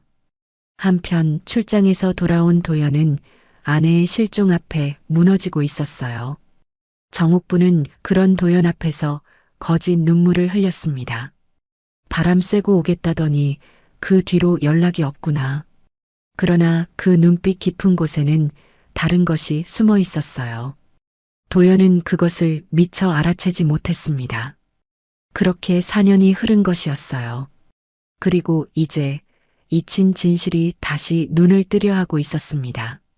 바로 그 시각 산길을 오르는 세연의 뒤로 4년 전 그 그림자가 다시 소리 없이 따라붙고 있었습니다. 순임은 여느 때와 다름없이 약초 골짜기에 다다랐습니다. 바구니를 내려놓고 몸을 굽혀 약초를 캐기 시작했습니다.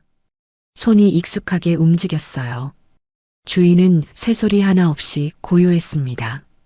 수님은 아무것도 느끼지 못했습니다. 바로 그때 등 뒤에서 인기척이 스쳤어요. 수님이 미처 돌아보기도 전이었습니다. 누군가의 손이 수님의 어깨를 거칠게 낚아챘습니다. 수님은 비명을 지를 새도 없었어요. 차가운 손이 수님의 목을 조여왔습니다. 차성태였습니다. 수님은 필사적으로 몸부림을 쳤어요.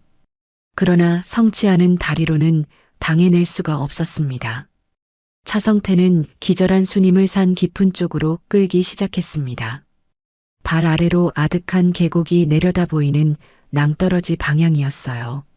4년 전 그날과 똑같은 강원도의 산이었습니다.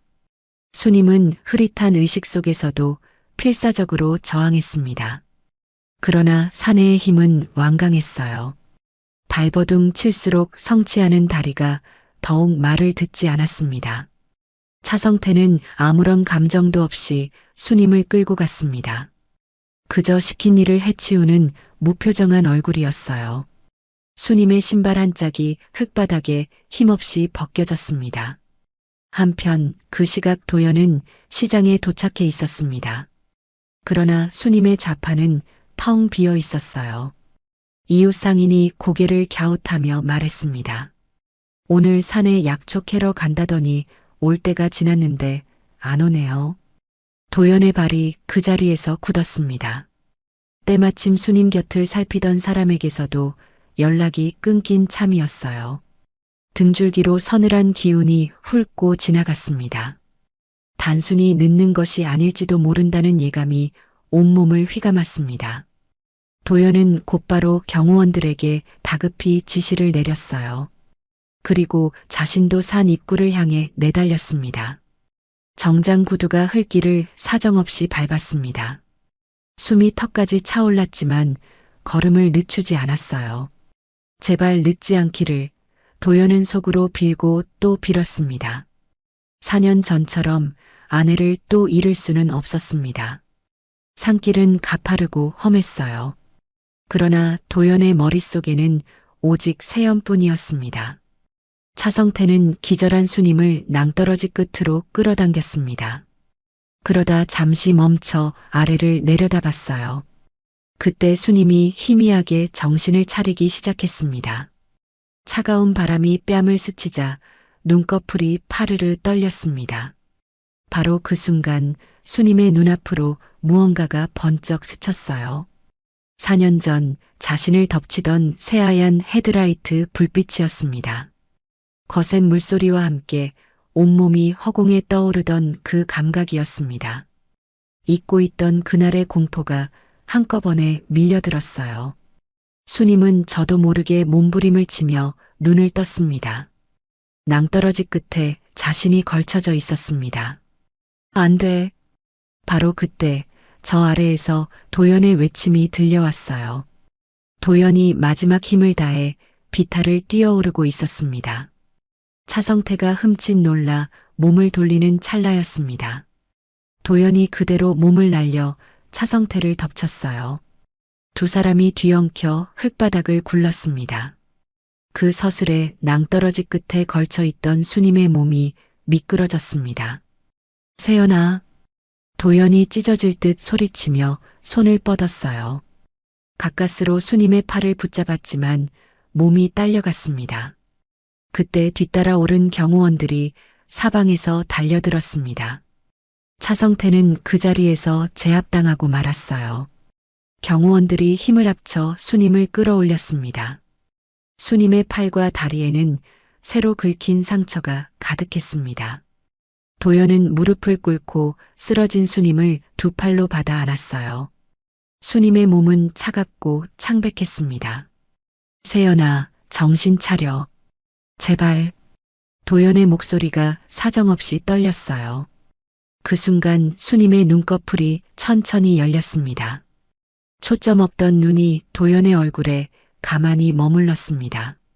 낮고 익숙한 그 목소리가 귓가를 파고들었어요. 잠가두었던 문이 한꺼번에 열리는 것만 같았습니다. 4년 동안 두꺼운 안개에 갇혀있던 기억이었어요. 그 안개가 도연의 목소리 한마디에 서서히 걷히고 있었습니다. 처음에는 흐릿한 조각들이 하나둘 떠올랐어요. 이내 그 조각들이 맞물리며 온전한 그림이 되어갔습니다. 밀려드는 것은 헤드라이트 불빛만이 아니었습니다. 하얀 드레스를 입고 웃던 결혼식 날이 떠올랐어요. 욕실 바닥에서 임신 테스트기를 보며 울먹이던 밤이 떠올랐습니다. 퇴근길에 꽃을 사들고 오던 남편의 얼굴이 떠올랐습니다. 모든 기억이 한꺼번에 세연에게로 밀려들었어요. 세연의 두 눈에서 눈물이 소리도 없이 터져 나왔습니다. 떨리는 손이 천천히 도연의 뺨으로 향했습니다. 당신, 도연 씨, 여보. 도연은 그 자리에서 숨이 멎는 것 같았어요. 4년을 애타게 기다려온 그 한마디였습니다. 맞아. 나야. 당신 남편, 도연이야. 도연은 세연을 끌어안고 오래 흐느꼈어요. 두 사람의 눈물이 서로의 뺨을 타고 흘러내렸습니다. 4년의 세월이 그 포옹 속에서 조용히 녹아내렸어요. 바람이 계곡 아래에서 불어와 두 사람을 감쌌습니다. 잃어버린 줄만 알았던 시간이 마침내 제자리로 돌아오고 있었습니다. 얼마나 그렇게 껴안고 있었을까요? 도연은 세연의 얼굴을 두 손으로 감싸며 몇 번이고 이름을 불렀습니다. 고생했어. 정말 고생 많았어. 이제 내가 곁에 있을게. 세연은 그저 고개를 끄덕이며 눈물만 흘렸습니다. 말보다 먼저 4년의 서름이 왈칵 쏟아졌어요. 세연은 병원으로 옮겨졌어요. 다행히 새로 난 상처는 깊지 않았습니다. 얼마 뒤 보미가 병실로 달려들어왔습니다. 엄마. 보미가 침대에 누운 세연의 손을 꼭 잡았어요. 세연은 그 작은 손을 마주 잡으며 희미하게 웃었습니다. 이제는 이 아이가 누구의 딸인지도 온전히 떠올랐습니다. 도연과 자신의 아이 세상 하나뿐인 봄이었어요. 그리고 세연은 또 하나를 또렷이 기억해냈습니다. 4년 전 자신을 그 외딴 길로 데려간 사람이 누구였는지 말입니다. 부드러운 얼굴로 다가와 등을 떠밀던 그 사람의 정체였어요. 세연의 눈빛이 잠시 서늘하게 가라앉았습니다. 이제는 그 진실을 세상에 밝힐 수 있었습니다. 그날 밤 세 사람은 오래도록 손을 맞잡고 있었어요. 말이 없어도 서로의 마음이 그대로 전해졌습니다. 그러나 도연은 알고 있었습니다. 아직 끝나지 않은 일이 남아있다는 것을요. 아내를 2번이나 사지로 몰아넣은 사람이 있었습니다. 그 죄를 반드시 밝혀야 했어요. 바로 그 다음 날이었습니다. 뜻밖의 사람이 도연을 조용히 찾아왔습니다. 도연을 찾아온 뜻밖의 사람은 다름 아닌 차성태였습니다. 산에서 붙잡혔던 그가 제 발로 도연 앞에 나타난 것이었습니다. 습격에 실패하고 붙잡힌 그는 조사를 받은 뒤 일단 풀려난 참이었어요. 차성태의 얼굴은 전과 달리 어딘가 지쳐 보였어요. 그는 도연 앞에 낡은 봉투 하나를 조용히 내밀었습니다. 이걸 회장님께 드리려고 왔습니다. 도연이 봉투를 열자 그 안에는 자백서가 들어 있었습니다. 4년 전 일부터 이번 일까지 모든 것이 적혀 있었어요. 그 모든 일이 정옥분의 지시였다는 내용이었습니다. 차성태가 마음을 돌린 데에는 까닭이 있었어요. 일이 틀어지자 정옥분이 그를 먼저 버리려 했기 때문입니다. 입을 막으려 사람을 보냈다는 것을 차성태는 알아챘습니다. 평생 그림자로 살아온 그였지만 그 배신만은 견디기 어려웠어요. 저는 이미 지은 죄가 많은 사람입니다. 차성태가 낮게 말했습니다. 그러나 마지막만큼은 사실대로 말하고 싶었습니다. 도연은 그 자백서를 오래도록 내려다봤습니다. 마음속에서 분노가 뜨겁게 치밀어 올랐어요. 그러나 도연은 애써 그 감정을 눌렀습니다. 지금은 감정을 쏟아낼 때가 아니었어요. 흔들림 없는 증거로 진실을 세우는 것이 먼저였습니다. 이제 흩어져 있던 조각들이 하나로 맞춰지고 있었어요. 4년 전 국도의 블랙박스 영상, 산골 의원에 남아있던 세연의 초진 기록, 페이퍼 컴퍼니로 흘러간 회사의 자금, 그리고 기억을 되찾은 세연의 진술서까지. 도연은 그 모든 증거를 하나하나 빠짐없이 챙겼습니다. 서두르지 않고 흔들리지 않게 준비를 마쳤습니다. 그에 앞서 도연은 세연의 진술서를 받았어요. 기억을 되찾은 세연이 변호사 앞에서 그날의 일을 낱낱이 털어놓았습니다. 말을 잇는 내내 세연의 손은 가늘게 떨렸어요. 그러나 세연은 끝까지 멈추지 않았습니다. 이제는 다 말할 수 있어요. 더 이상 숨지 않을 거예요. 세연의 목소리는 떨렸지만 단단했습니다. 도연은 그런 아내의 손을 말없이 꼭 잡아주었어요.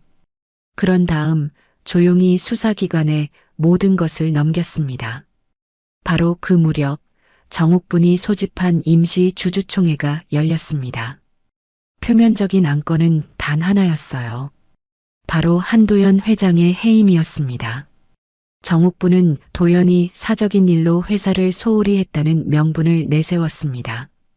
도식이 미리 포섭해둔 주주들도 적지 않았어요. 정옥분은 이번만큼은 반드시 성공하리라 확신했습니다.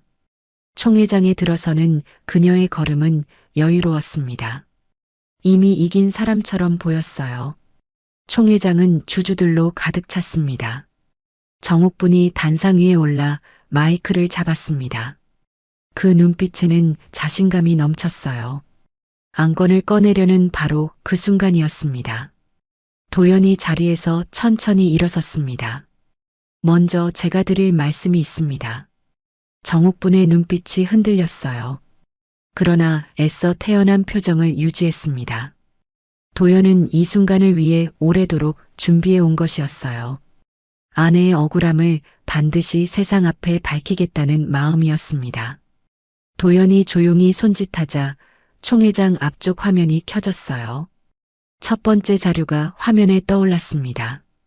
페이퍼 컴퍼니로 회사 자금이 빠져나간 흐름이었습니다. 수년에 걸쳐 유령 회사로 흘러간 돈의 기록이었어요. 이 자금의 최종 승인자가 누구인지 확인해 주시기 바랍니다. 주주들이 화면을 보며 술렁이기 시작했습니다. 정옥분의 얼굴이 조금씩 굳어갔습니다. 그러나 아직 끝이 아니었어요. 두 번째 자료가 화면에 떠올랐습니다. 4년 전 강원도의 외딴 국도를 찍은 블랙박스 영상이었습니다. 날짜와 시각이 선명하게 남아 있었어요. 그날은 바로 세연이 사라진 날이었습니다. 영상 속에는 낯익은 차 한 대와 그림자가 담겨 있었습니다. 총회장이 더욱 크게 술렁였어요. 객석에 앉아있던 도식의 얼굴이 새하얗게 질렸습니다. 무언가를 느꼈는지 도식이 슬그머니 자리에서 일어났습니다. 바로 그 순간 남기준이 조용히 문 앞을 막아섰어요. 도식은 그 자리에서 걸음을 멈출 수밖에 없었습니다. 세 번째 자료는 차성태의 자백서였습니다. 정옥분의 지시로 세연을 그 국도로 데려갔다는 내용이었어요. 한 글자 한 글자가 화면 위에 또렷이 떠올랐습니다. 이건 조작이에요. 말도 안 되는 소리예요. 정옥분이 마이크를 붙잡고 소리쳤습니다. 그러나 그 목소리는 이미 힘없이 떨리고 있었어요. 마지막으로 세연의 진술서가 화면에 떠올랐습니다. 기억을 되찾은 세연이 직접 서명한 문서였습니다. 4년 전 그날의 일이 낱낱이 적혀 있었어요. 총회장은 물을 끼얹은 듯 조용해졌습니다. 정옥분의 얼굴이 하얗게 질려갔습니다. 입술이 움직였지만 아무 소리도 나오지 않았어요. 단상을 짚은 손이 힘없이 아래로 미끄러졌습니다. 잡을 것을 찾았지만 이제는 아무것도 없었습니다. 바로 그때 총회장의 문이 열렸어요. 경찰이었습니다. 사전에 접수된 고발과 증거로 이미 수사가 진행된 뒤였습니다. 경찰이 천천히 정옥분에게 다가갔어요. 정옥분은 한 발짝 뒤로 물러섰습니다. 그러나 더 이상 물러설 곳이 없었습니다. 경찰이 정옥분의 팔을 조용히 붙잡았어요. 정옥분은 그제야 힘없이 고개를 떨구고 말았습니다. 수십 년을 쌓아온 그녀의 야심이 한순간에 무너지는 순간이었어요. 객석의 주주들은 자리에서 일어나 웅성거렸습니다. 누구도 그 자리에서 함부로 입을 떼지 못했어요. 조금 전까지 정옥분의 편에 섰던 이들도 고개를 떨궜습니다. 진실이 드러난 그 자리에서 아무도 그녀를 두둔하지 못했습니다. 정옥분과 도식이 경찰에 이끌려 총회장을 나섰어요. 도연은 그 뒷모습을 말없이 바라봤습니다. 분노도 통쾌함도 아니었습니다. 그저 길고 무거운 한숨이 가슴 깊은 곳에서 흘러나왔어요. 4년이라는 세월이 저 사람들의 욕심 때문이었습니다. 이제 그 긴 어둠이 마침내 끝을 맺고 있었습니다. 도연은 하늘을 잠시 올려다봤어요. 4년 동안 짊어졌던 무거운 짐 하나가 비로소 내려지는 듯 했습니다. 그러나 도연에게는 이제부터 지켜야 할 사람들이 있었어요. 모든 것이 제자리를 찾은 그날, 도연이 가장 먼저 찾아간 사람은 다름 아닌 봄이었습니다. 모든 일이 정리된 뒤 도연은 봄이를 데리고 조용한 공원을 찾았습니다. 세연도 그 곁에 나란히 앉았습니다. 봄이는 벤치에 앉아 두 발을 앞뒤로 흔들며 도연을 올려다봤어요. 여느 때와 다른 분위기를 느꼈는지 고개를 살짝 갸웃했습니다. 아저씨, 왜 그래요? 도연은 벤치에서 천천히 내려와 봄이 앞에 무릎을 꿇었습니다.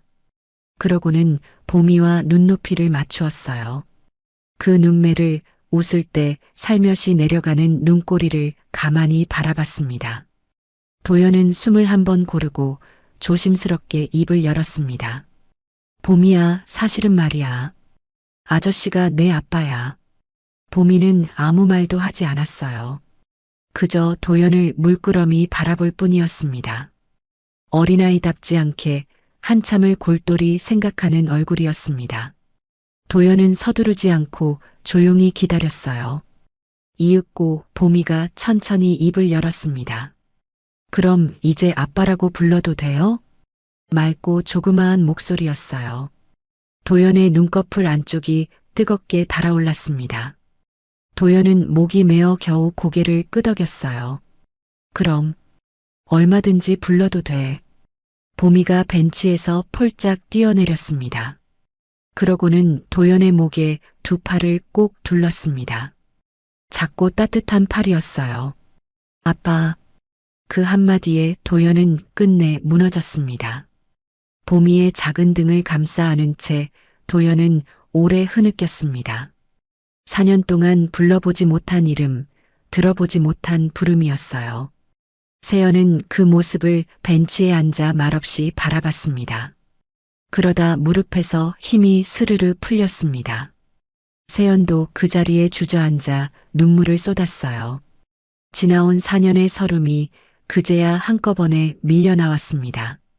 봄이가 두 사람 사이로 파고들며 함께 울먹였습니다. 그렇게 세 사람은 공원 벤치 앞에서 한참을 부둥켜 안고 있었어요. 지나가던 사람들도 그 모습에 잠시 걸음을 멈추었습니다. 며칠 뒤 도연과 세연은 가장 먼저 강원도 산골을 찾았어요. 광말려 할머니의 오두막이었습니다. 다른 무엇보다 먼저 찾아야 할 곳이었습니다. 가을이 깊어 산자락마다 단풍이 붉게 물들어 있었어요. 오두막 마당에 나와 있던 할머니가 세 사람을 보고 걸음을 멈췄습니다. 그러더니 눈가가 붉어지며 손으로 입을 가렸습니다.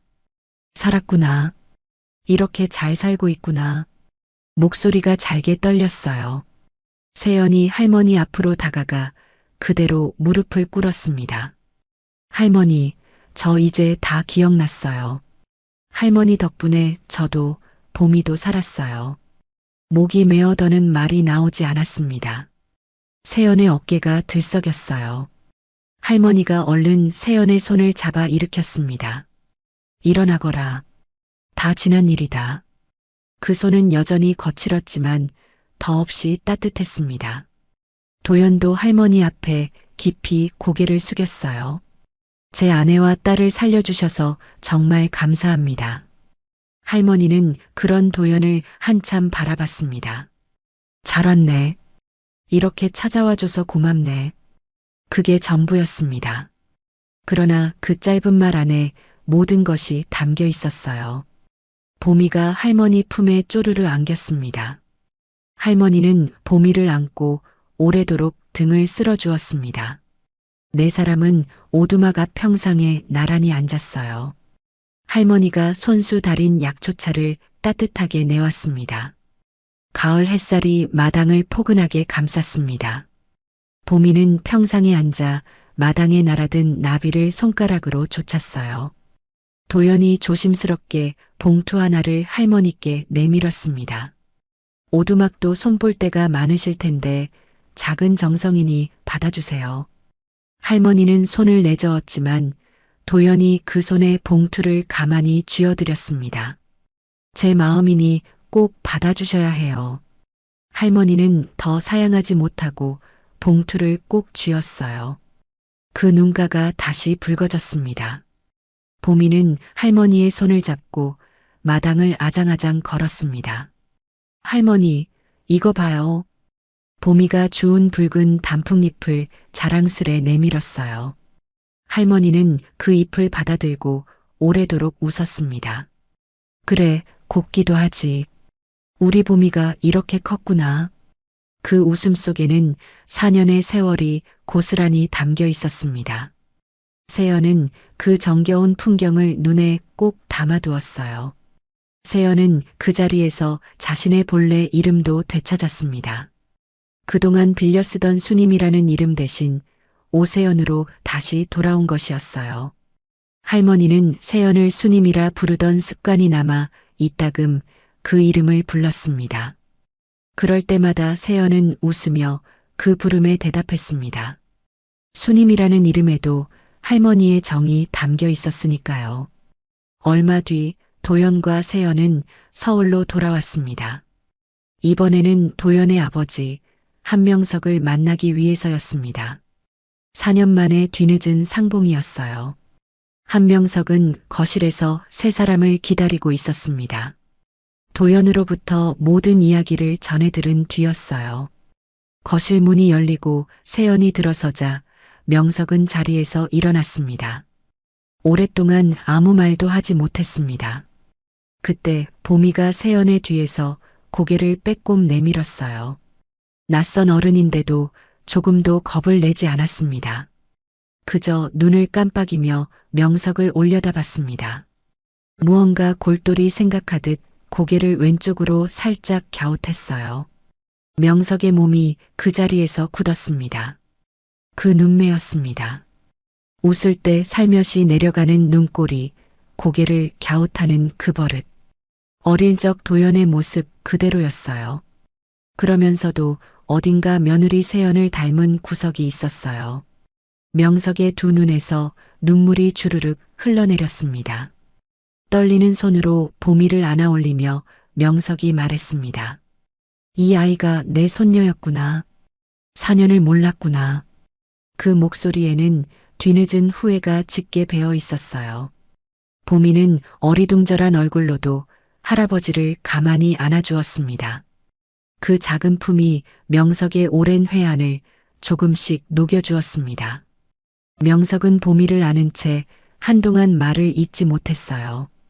명석은 보미를 안은 채 세연을 바라봤습니다. 정말 미안하다. 우리 집안이 너에게 몹쓸 짓을 했구나. 세연은 고개를 깊이 숙였습니다. 아무 말도 하지 않았어요.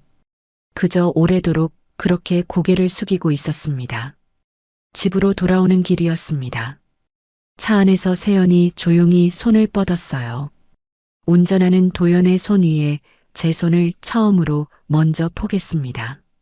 도연이 그 손을 가만히 마주 잡았어요. 두 사람 사이에 더는 아무 말도 필요하지 않았습니다. 차창 밖으로 저무는 가을 햇살이 따스하게 번지고 있었습니다. 그로부터 다시 계절이 몇 번 바뀌었습니다. 세연은 큰 병원에서 다리 치료를 받기 시작했습니다. 4년 동안 어긋난 채 굳어버린 다리였어요. 한 번에 낫는 기적은 없었습니다. 그러나 세연은 조금씩, 아주 조금씩 나아지고 있었습니다. 매일같이 재활 운동을 이어간 덕분이었어요. 이제는 지팡이에 기대어 천천히 걸을 수 있게 되었습니다. 언젠가는 보미의 손을 잡고 함께 걷는 것이 세연의 소원이었습니다. 보미는 그런 엄마의 재활을 누구보다 열심히 응원했어요. 엄마, 오늘도 한 걸음 더. 작은 두 손을 흔들며 보미가 소리쳤습니다. 그 응원 소리에 세연은 아픈 것도 잊고 웃었습니다. 도연도 매일 저녁 세연의 곁에서 함께 걸음을 맞춰주었어요. 어느 봄날 오후였습니다. 세연은 도연과 함께 집 앞 벚꽃길을 천천히 걸었습니다. 4년 전 두 사람이 손을 잡고 걷던 바로 그 길이었어요. 세연은 문득 걸음을 멈추고 도연을 바라봤습니다. 여보, 나 이제 다 기억났어요. 4년 전 그날 당신한테 하려던 말도요. 세연의 눈가에 옅은 물기가 맺혔습니다. 그동안 가장 깊은 곳에 묻혀있던 기억이었어요. 그날 아침 나는 당신한테 아이가 생겼다고 말하려고 했어요. 그런데 그 말을 끝내 못하고 당신을 보냈지요. 세연의 목소리가 잘게 떨렸습니다. 도연은 아무 말 없이 세연을 가만히 안아주었습니다. 4년을 돌아 마침내 그 말이 남편에게 닿은 것이었어요. 이제라도 들었으니 됐어. 정말 고마워. 도연의 목소리도 젖어 있었습니다. 두 사람의 머리 위로 벚꽃잎이 눈처럼 흩날렸습니다. 4년을 돌고 돌아 두 사람은 다시 그 봄의 벚꽃길에 서 있었어요. 달라진 것이 있다면 이제는 그 곁에 어린 딸이 함께라는 것이었습니다. 세연은 도연의 팔을 잡고 천천히 남은 길을 마저 걸었습니다. 세 사람은 이제 한 집에서 함께 살아가고 있었어요. 아침이면 보미가 도연의 품에 안겨 잠에서 깼습니다. 아빠, 오늘은 뭐하고 놀아요?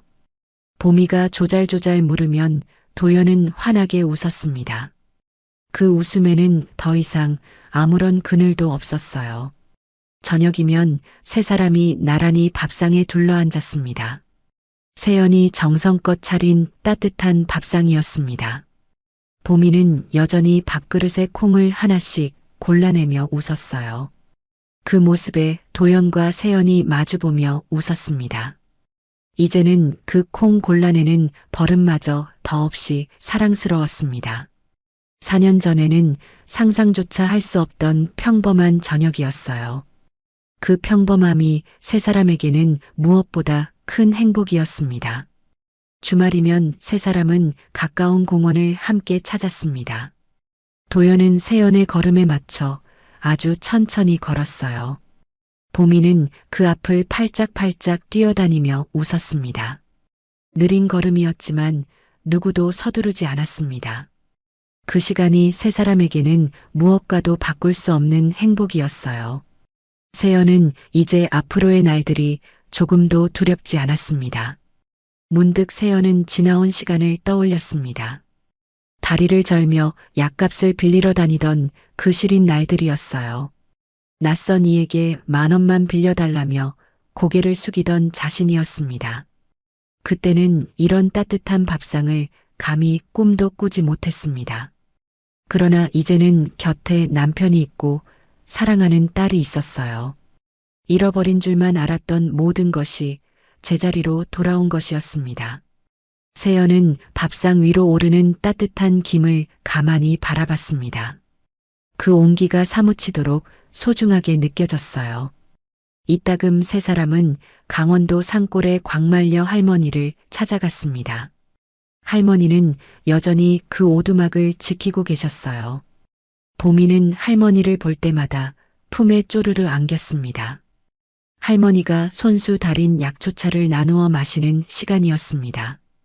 피 한 방울 섞이지 않았지만 할머니는 세연에게 또 하나의 어머니였어요. 선한 마음으로 내민 손 하나가 끊어진 인연을 다시 이어준 것이었습니다. 사람의 인연이란 그렇게 뜻밖의 자리에서 피어나는 모양입니다.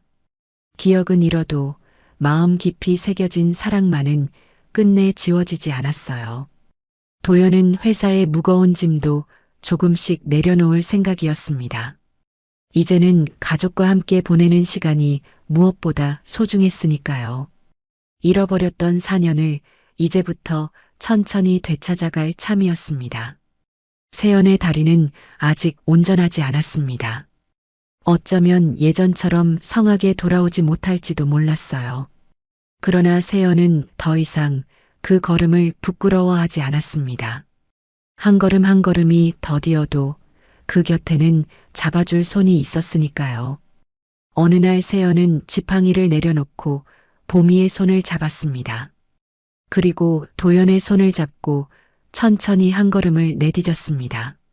세 사람이 나란히 봄볕이 내려앉은 길을 걸어갔어요. 그 걸음은 느렸지만 세상 무엇보다 따뜻한 걸음이었습니다. 여러분에게도 잃어버린 줄만 알았던 소중한 인연이 있을 것입니다. 오늘 그 이름을 마음속으로 그리고 댓글로 한번 불러보세요. 이 이야기가 마음에 닿으셨다면 구독해 두시고 내일 밤 이 자리에서 또 만나요. 듣고 계신 그 자리가 오늘 꽃자리가 되기를 바라겠습니다.